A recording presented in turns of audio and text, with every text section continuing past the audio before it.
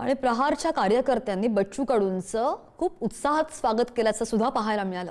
शिवसेनेमध्ये प्रवेश केल्यानंतर बच्चू कडू यांचं नागपूरमध्ये आगमन झालं आणि त्यावेळी प्रहारच्या कार्यकर्त्यांकडून एकच जल्लोष साजरा केला गेला। महाराष्ट्र पिंजून काढत शिवसेनेची ताकद वाढवू असं सुद्धा यावेळी बच्चू कडूंनी म्हटलंय।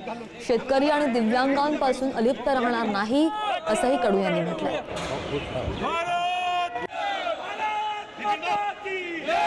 एक 2 दिवसांपूर्वी शिवसेनेमध्ये पक्षप्रवेश केला बच्चू कडू यांनी आणि त्यानंतर नागपूरमध्ये प्रवेश केल्यानंतर कार्यकर्त्यांचा एकच जल्लोष। मात्र या दरम्यान शेतकरी आणि दिव्यांगांपासून अलिप्त राहणार नसल्याची भावना सुद्धा बच्चू कडूंनी व्यक्त केली आहे।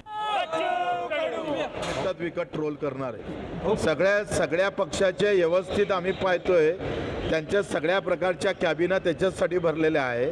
आम्ही सांगतोय का हे सगळे ट्रोल करणारे अर्धे विकाऊ आहे। नाव तर प्रभू रामचंद्रालाही ठेवलेलं आहे, बाबासाहेबालाही ठेवलंय, छत्रपतीलाही ठेवला। आम्ही तर त्याच्यातला एक लहानसा माणूस आहे। त्यांना हे आजूलचे फजूलचे जे येतात ना, हौसे नवसे गवसे, याला बच्चू कडू घाबरणारा नाही। ज्यांना राजकीय काम करायचं आहे ते शिवसेनेत येणार, स्पष्ट बोलतोय। पण काही नालायक असतात, ते काही सुटत नाही। पण ज्यांना राहायचं आहे त्यांनी राहावं व्यवस्थित। मी कोणाला जबरदस्ती केली नाही, जबरदस्ती करणार नाही। प्रश्न असा आहे का ज्यांना राहता, इथून आमचा राजकीय प्रवास सुरुवातीला शिवसेनेतून झाला, मधात प्रहारमध्ये होता।